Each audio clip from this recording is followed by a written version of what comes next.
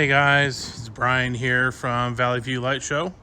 This is our 2021 light show behind the scenes video. Just wanted to kind of make this to kind of give an intro to the tech behind the show that we created this year, and also help others that are interested in possibly doing this on their light shows in the next years or so.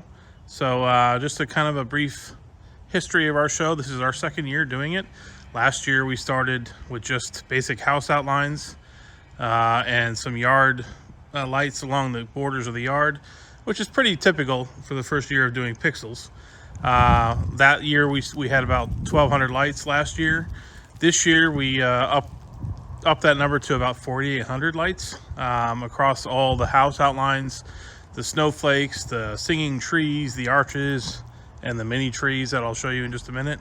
So we effectively quadrupled our show for 2021 and added music tracks and some singing faces just to give it a better entertainment value for those driving by. So I'll show you some of the close-ups here of all of our stuff in just a moment.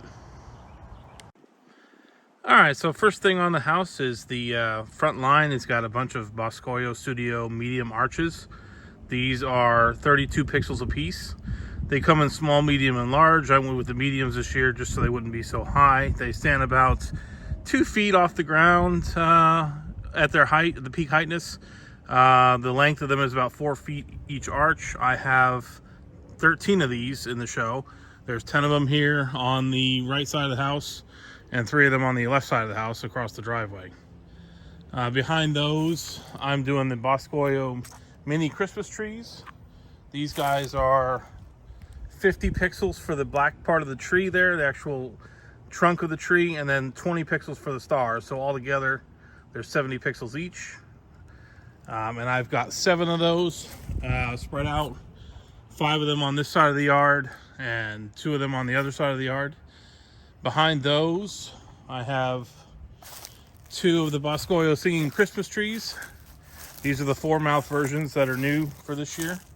So they have a little bit better mouth movements for all the phenoms and vowels and consonants that they make. Each of these trees is 252 pixels. And I have them fed off of one port with power injection between them. We'll get to that, how the ports and the power injection are laid out.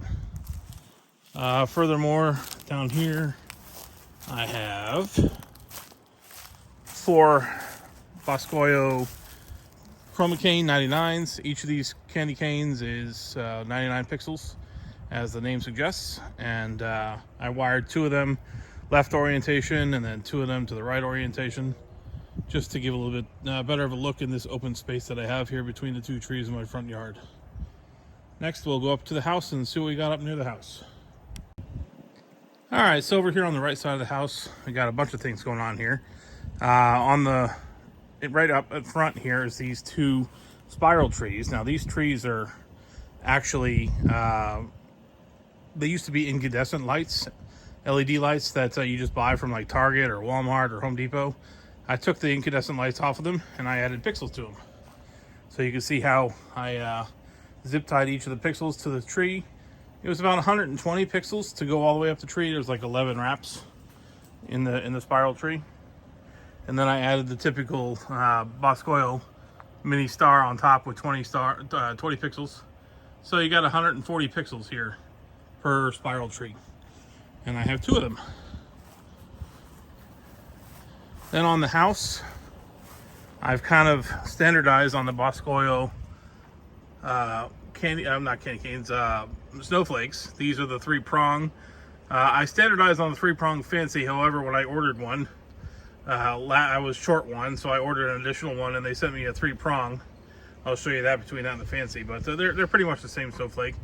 48 ports each, and I have, I think, 7 of those on the house in various places. I have one there, one there. I'll show you 2 on the other side of the garage.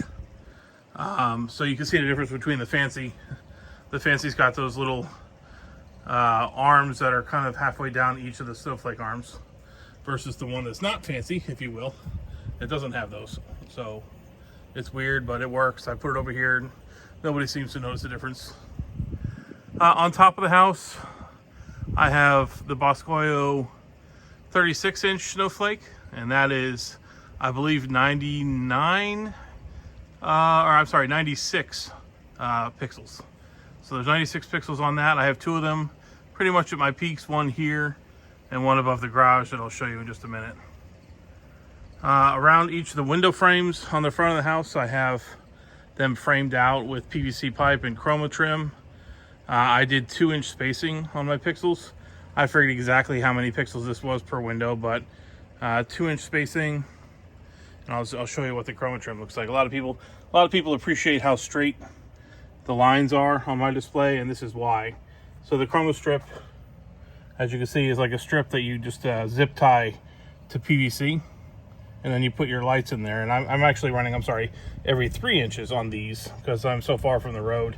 It actually looks really good. But you can see the holes on there. You can put the lights as many as you want, as close as 1 inch each. 1 inch spacing, but I chose 3 for the window trim and the door trims. And also the house outline. I'll show you that in just a minute too. So you can see how it's kind of zip tied right there underneath that pixel to the PVC behind it. And then the PVC is just sitting on some clips that are right here on the house. So there's a close-up of one of the pixel clips. It just clips to the PVC and screws to the wall. So every year I just pull the entire frame of lights down. It stays as the size of the window and just hangs on my wall in my garage. So it literally takes me all of 30 seconds to set up every year. Just pull out the frame, clip it onto the house, and plug in the cables, and you're good to go. So that's it for that part of the house. We got the snowflakes like I showed you, and the one up top. You can see the house outlines are the same way. I'll show you those real quick. They are also on PVC. Same chroma strip that we use on the windows. Same clips. I wound up using some better clips. Last year I bought some 3D printed clips from a vendor. Well, they weren't very good resisting UV damage from the sunlight, so they got brittle every year. This year, and most of them broke when I started putting up this PVC again this year. So I went to Menards online. I don't have a Menards. I'm in Florida, so we don't have that down here. But I went online and ordered some PVC. Actually, they're PEX clips. I'll put a link in the description for these, and they're heavy duty. And I'm using 1/2-inch PVC, but I'm using 3/4-inch PEX clips, and they snap in perfectly. They hold nice and snug, and they will not weather or get brittle in the year that I don't have the lights on the house until next season. So same for all the house. The rest of the house is the same way.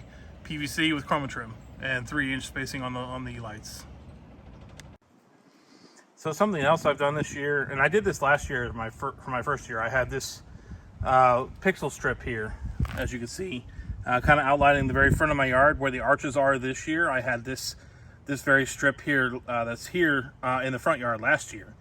What I'm using these little rebar clips from Home Depot. These are about $1.25 a piece, and they're metal, and as you can see they get surface rust on them, but if you were to like spray paint them with Rust-Oleum before you put them in the ground, it would look a whole lot better, but nobody really sees it back here.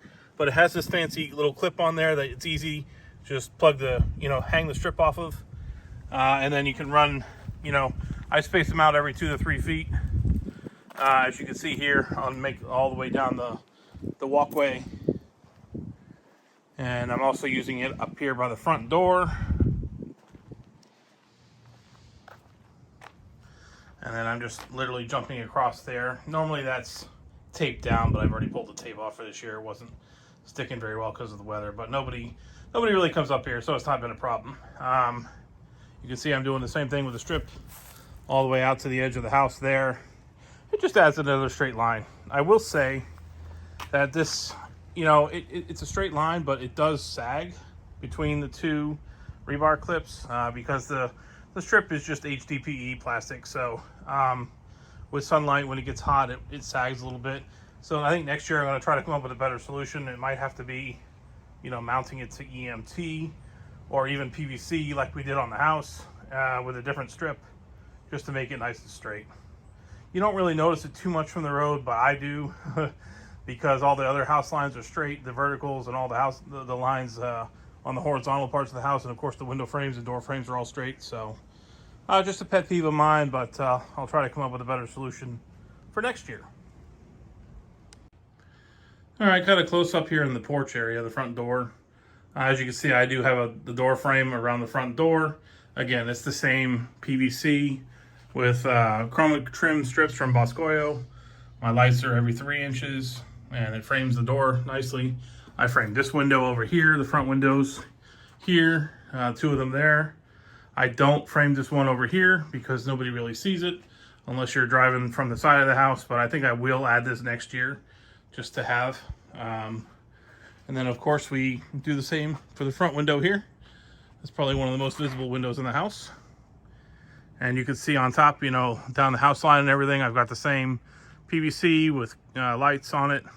Chroma trim V3 with 3-inch spacing. So something else I wanted to show you guys is obviously with 4800 pixels, you're going to run into power issues. They're 12 volt pixels. All my pixels are 12 volts. I'm not running any 5 volts anywhere. So in 3 different areas of the house, I have a box here, a CG-1500 box with a dedicated power supply and power distro. And I'm using it solely for power injection. So all of my pixels run, the home run to them, all run back to my garage and the controller there. I'll show you that in a minute. But 3 different areas, I have these boxes here. And I'll kind of give you an idea what's in them. Get that open. So there we go. So it's a power supply, Meanwell power supply with a Falcon distro, 8-port distro board. I'm only using like 3, maybe 4 ports in some cases, depending on location. So I have room to grow for power injection. And my rule of thumb is for my display, I run no more than 300 pixels in a row without power injection. So if I have a run of any more than 200, to anywhere between 200 and 300, I'll add power injection after that 300th pixel. It varies depending on where it's convenient to inject power. You'll see like right here, I have power injection going right here, which is feeding this window. So all the front windows are on a data chain from the controller. I'm injecting on the second window here, or the third window actually, which then carries around to the front door and onto the windows on the right side of the house. So that's the first power injection, 1 of 3, as I talked about. It's also powering the snowflake and some other things around the yard too. So here's a view from behind the house, or actually from the front door. So this is behind what everybody from the road sees. You can see the backs of my singing Christmas trees here and the candy canes, and you can see on the tree right there that I have another power distro box out here. And that power distro box is powering this singing tree as well as half the candy canes, because each of them is 99 pixels. So after the second one, I inject power to the third and fourth one. Like I said, I go 200 pixels, between 200 and 300 pixels. That's just a personal preference. I may not even need necessarily to do that many, but that's how many I've done and chosen to stick with. I'm also using that same power distro there to power the power inject on the little trees here, the mini trees, and then also the arches. And again, here's a close-up of that power box. Same as the one up front. I've labeled it P3. This is my third power injection box. It has its own Meanwell power supply and F8 Falcon 8-port distro board in there. They work pretty well. And then like I said, I'm using it to power things around this area. I have 10 arches out front, so I'm power injecting on the fifth one, which is still only about 160 pixels. But it was right here in the middle of the yard. It was easy to make a quick jump, you know, using pre-made prefab cables to get up here. I'm using everything with the X-Connect connectors on it. Everything is the 3-pin, and where I'm power injecting on the T's, the power injection T's, I actually break the pins off so that I don't have to go to like a 2-pin X-Connect cable and change everything. So every cable that I have that's X-Connect can be used for either power injection or power and data from the controller, whatever is needed. That way there's no surprises.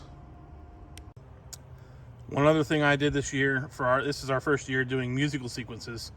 So most people run an FM transmitter and let people just sit in their cars and listen. Well, I was worried because of our narrow roads that people would just sit in the cars and block the roads. So I added a couple of outdoor speakers. I have an amplifier in the garage, just a regular home theater basic amplifier. I'm running these to a pair of dual brand outdoor speakers. They're outdoor rated, so they can get wet or whatever and not have any problems. So I'm running speaker wires all the way out the tree, this tree here, into my garage where the amp is, and they work pretty well. Keep them pretty low, that way people can get out of their cars and stand across the street on the sidewalk, or even come up near the display and hear things just fine. There's one here on this tree, as you see, and there's another speaker over there on the Megatree, which I'll show you in just a minute. All right, perhaps the biggest addition to the show this year was my first Megatree. This is a commonly named item in most people's displays. In the X-Likes community, we call this a Megatree. This one is a Boscoyo 16/32 kit. They send you the topper, which is up there and hangs all the strings off of it, and then you just basically mount it to 3/4 inch EMT pipe that you buy at your local hardware store or a big box store like Lowe's or Home Depot. It mounts onto that. I have a Boscoyo 23-inch star on top there, which I believe is, I forget how many pixels. I think it's 96 pixels maybe. I could be way off. I don't remember. But yeah, actually it's 90 pixels. That's right. So this tree I'm running is 16 strips of 50 pixels each for a total of 800 pixels on the tree itself, and then 90 pixels on the star. So of my 4,800 total pixels in the show, 890 of them are right here on this tree. So there's 16 strips. I'm using 2-inch spacing. This is the Boscoyo heavy duty strip. It's real thick. It doesn't get brittle in the sun. I'm running every 2-inch spacing here. Other people have run 1-inch spacing, and that's fine if you want to have a little bit more pixel density on your tree. I think next year I'm going to upgrade, go taller, maybe keep this tree intact and move it across the yard. But for our first Megatree this year, it was a big hit. Was able to do a lot of cool effects on it, including some of my own text and symbols and animations on it, so it was great. You can kind of see behind it. Behind the tree is one of the speakers for the show. It sits here and blasts through the trees just so we get a wider range of audio out to the people listening. And I run it pretty low, but it's still enough to hear just standing in the street. So, and then of course, I have my own power injection right here, and this is just being power injection for this side of the yard. I'm power injecting every 200 pixels on the tree, so that's every 4 strips, because each strip is 50 pixels. So I'm running 3 ports here to power the tree. I'm running the tree off of 2 ports of my controller. So the first 400 pixels are on one port, the second 400 pixels are on another port, and then I power inject after those every 200 pixels. So, and then I have a third, like I said, so that takes up 2 ports of the power injection, and then the third port I just power inject for the long run up the tree. So it's about 12 feet, 10 to 12 feet up to the top of the tree.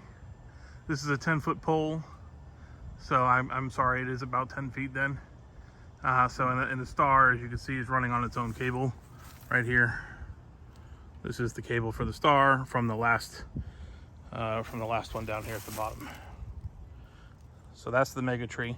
So as far as anchoring the tree, you know, the Boscoyo kit gives you that topper up there. I've bought the star, which is zip ties on the pole. Then the Boscoyo kit also comes with this guy wire mount here. I put, on the recommendation of many, I put a hose clamp underneath there, because these guy wires and also the topper can be prone to slide, especially during weather. Plus, you know, some people tighten them down too much and they wind up breaking, because they are plastic after all. So strongly advise putting a hose clamp underneath there, so that even if it does slide down a little bit, it won't go further than the hose clamp. So for the guy wires come with the kit, and there's 3 of them. So you can see I have two anchor points in the back and one anchor in the front. I wound up using tent stakes that screw in the ground manually. They have a big coil on them like a pig's tail, you know, curly Q tail, and they anchor really well. And then I use some these I forget what they're called, but they jump between the cable and the stake in the ground there, and it allows me to create more tension on there. The turnbuckle, that's what they are, sorry. So I'm using turnbuckles on there to provide some extra tension once I get it in the ground. Gives you some flexibility too to where you mount your stakes in the ground. So I want to show the base of the tree here real quick. The general rule of thumb in a Megatree is that your base diameter is half the height of your tree. This is about an 8 to 10 foot tree, so I'm running a 4 foot base here, and all this is half of a 4 foot trampoline. I bought an old trampoline. I actually bought a new one from Walmart and just used half of the base, as you can see, and then anchored it to the ground with these steel hooks that you see there on the right in the center there, and then used bungee balls on the strips to give them tension to come up, coming off the tree topper being hung there. So it's good and sturdy. Won't, you know, flail around in the wind. It's been very rock solid here in Florida. And I want to show you too how I mounted some of these props to the ground. The little mini trees from Boscoyo, I just have PVC zip tied on the back of them, as you can see there, and they're just sitting around rebar that I pounded in the ground. This 1/2 inch rebar, you can buy a piece of it at Home Depot or Lowe's for $2 or $3. Pound it into the ground, and it makes it real easy just to literally just hang this thing right on the rebar there. You pound it in the ground and drop the pipe in there, and it sits just like there, and it doesn't go anywhere.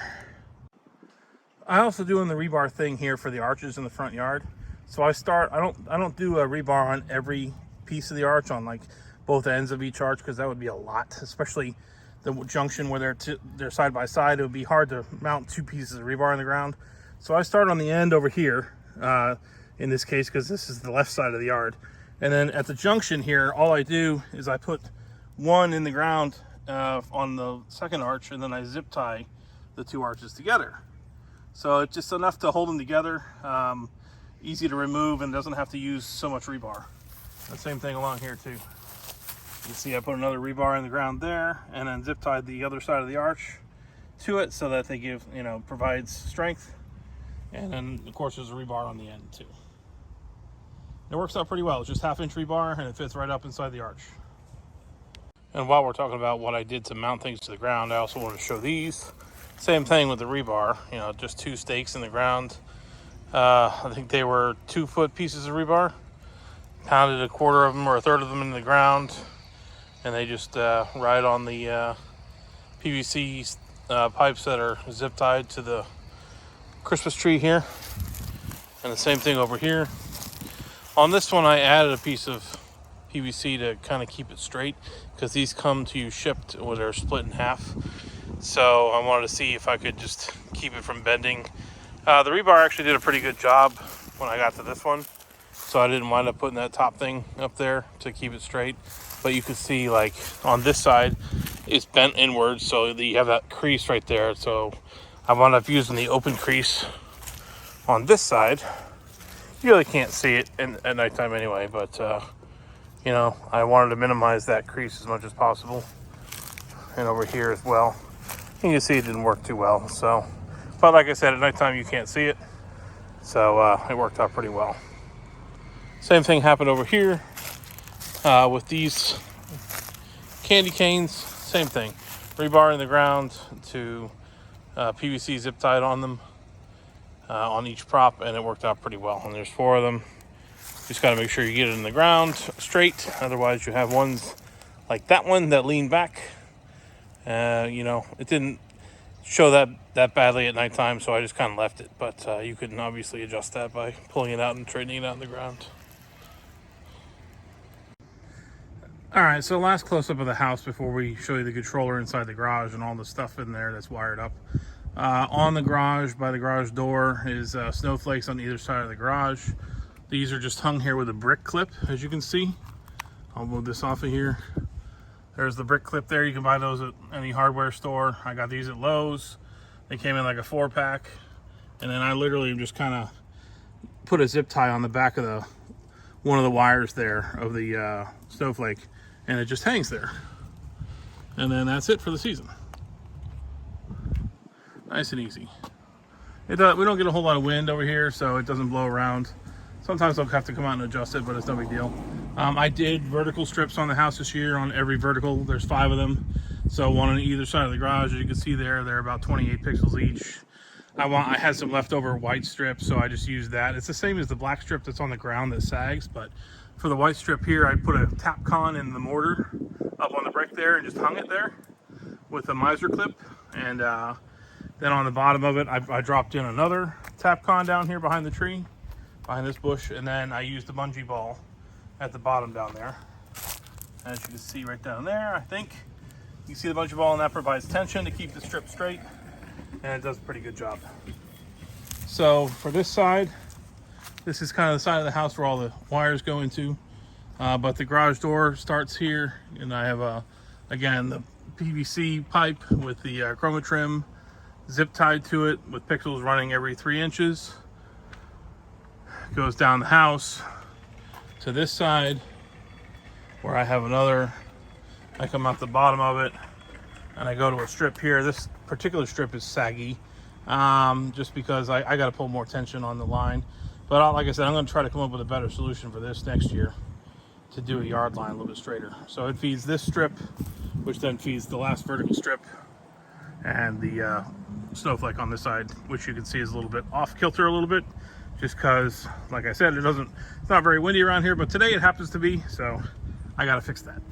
But and then you can see the house outline starts here on the left, and then above the garage I have 2 more 24-inch snowflakes, the 3-prong fancy, and then the 3-prong fancy 36-inch Boscoyo flake in the center. Looks nice and even when you look at the display in general. A lot of people compliment my display because everything is kind of symmetrical and straight, and that just adds to the finished product. Alright, time to show you how everything ties into my main controller. Most of the stuff is on the left side, or I'm sorry, the right side of the house. So like all my biggest part of the yard's on the right side, so it's easy to just make that the controller location. So you can see a lot of the lines here come up the ground. They just go across over that pathway there, and they just come into the garage. They just go under the garage door for now. I have a better solution that I'm going to implement next year, where I'm actually drilling a 2-inch conduit between my inside of the garage and the outside of the house. My house is a frame house, so it's easier to do that than a stucco house or brick house would be. So I'm going to probably put that in next year. But for now, all the lines that you can see here are just running in under the garage door. There hasn't been any problems with that. And then up here into my controller. This is a Falcon F16 V3. I have every port wired out to pigtails here that are hanging here under the controller. I'm only using, I think, 10 of the 16 ports, just because I like to, do a home run for, different prop lines. So there's a home run for the arches, there's a home run for the mini trees, there's a home run for the singing Christmas trees, there's one for the candy canes, and so on and so forth. So I'm using the F16 V3 here with 2 power supplies. So I'm powering half the board with 1 power supply, and the other 8 ports, which is half the board, on the other power supply. And of course I'm powering the board itself off of that second side, using the jumper on the board. So to run the show, I have a Raspberry Pi 4 right there. So I have that on my home network on Wi-Fi, so I can create the show in X-Lights, and then just upload the sequence file and the media to it, and then it just sits here and run. It has a cable directly off the Ethernet port right into the Ethernet port of the controller, as you can see right there, and that keeps the network traffic from the show off of my home network. And that has been the cause of a lot of people's glitches and issues. So I kind of, some people have switches and things like that they can run anywhere. I don't, so I just, have this here in the garage. I don't have a lot of Cat 6 cable around my house to access, so I just use this in a typical fashion with Falcon Player running on the Pi directly to the controller. And I only have one controller. I'm not using any expansion boards, and I'm not using any receivers, smart receivers, or anything like that. Everything on my show comes back to this controller and starts here. So my first home run to every prop, or to every prop line, starts here. And I've gone as far as about 100 feet with a cable off this connector, off the port directly to the first prop with no issues, no data issues, no power issues. If I needed to go longer, I certainly could power inject. So that gets me all the way across my garage and over to the Megatree. Like, I'm running a cable all the way up here above the garage and over down the other side of the garage. And then again, down the side of the garage here and out to this side of the house. So the Megatree and those mini trees and the arches all are home run from that controller on the other side of the garage. And I've had zero issues with them on the home run. So that works out pretty well. All right, so for audio, I'm running a USB Sound Blaster 3 right here, right off the Pi. It plugs in USB and gives you an audio output. And then I'm taking that audio output here on a 3.5 millimeter or mini tip-ring sleeve cable, as they're called. It's a Y cable, so I'm sending half of it through one cable to my FM transmitter, and then I'm sending the other side of it right here to a 3.5 millimeter to dual RCA cable to feed the home theater. So I'll show you that over here. Pardon the mess that you're going to see here, but I just have it draped over here to my workbench. And there's the FM transmitter there, set to 89.5. So the input goes to that thing. So 89.5 works, and then the home theater receiver right here. I just have the RCAs wired to the CD input, and these power the two speakers, one on the big oak tree and one on the mini tree pole. I'm sorry, the Megatree pole on the left side of the house. And then I'm just running, outdoor speaker wire out of this guy all the way to each of the speakers, and it works just fine. So this is a very simple setup. It works really nicely, and it gives me good clean audio and really, really high fidelity audio too in the car. It sounds great in the car. So. All right, the last thing I wanted to talk about before we wrap up this video is, and a question everybody asks is, how do I store this? Well, and to be honest, all the new props that I added this year, I don't have a solution just yet, but I'm working on one. But here's what I did for last year. So everything that's on PVC, mounted to PVC, the strips and all that for the house lines and the windows and the garage door, that all breaks down into 10-foot sections. And every 10-foot section has an X connector, so I can just take them apart, and then I label them on the PVCs to where they go.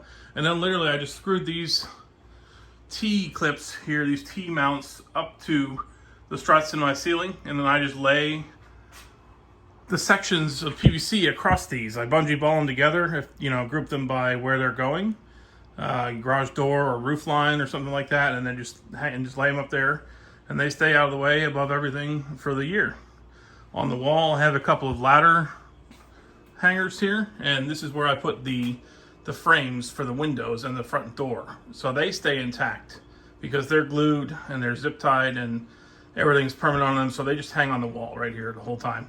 So they're out of the way. There's plenty of wall space here for those frames, and like I said, they're easy just to hang up here, and then next year pull them off and go clip them to the house, and you're done in 30 seconds each window.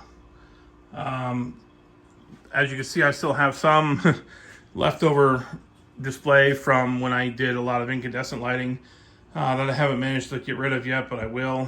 So my house has pegboard in the garage already. They were just built this way. So my plan is to put all the arches up here hanging on peg hooks. 4 of them there, 4 there, maybe 4 there for the 12 or 13 arches that I have. I'll do the same for the snowflakes and any other props that I have. And then I'll probably wind up putting like the strips of the Megatree and some of the smaller props in bins. And then I'll just kind of keep the bins over here. I have a 5-drawer bin here that I've got for all my supplies. Inside the bins here are, spare supplies like power tees, F amps, 5, 10, and 20-foot extension cables. That box in the top is all my spare pixels. So I grab that whenever I need to go make a repair. I'll just come in here, clip 2 off the next one, and go out and do a repair, because we all are very familiar with having to do pixel repairs in the middle of the season. So that's a wrap on this behind the scenes of the 2021 Christmas light show for Valley View Light Show. Thanks for sticking with me throughout this video, and hopefully I've given you all some good ideas and answered some questions that you may have had in your head already on how things work. If you have any further questions, please reach out to me at valleyviewlightshow@gmail.com. Check us out on Facebook. We have a Facebook page called Valley View Light Show, and you can send me a message there. I'm happy to collaborate with anybody that has any questions, especially anybody in the area that's local and you want to work together on solving some problems. I'm always happy to do that, and learn from each other and have a good time doing it, because that's what it's all about. It's just spreading some Christmas joy. So thank you all, and hope you all had a Merry Christmas and a happy 2022.